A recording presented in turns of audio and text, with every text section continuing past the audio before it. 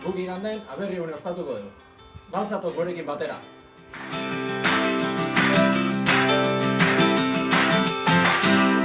Krisi garai honetan, geroz eta garbiago ikusten da Euskal Herriaren burujabetzaren beharra.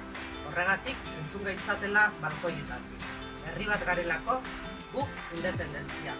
Igandean Aberri eguna ospatuko dugu. Eta nik nire balkoian ikurrik jarriko dut.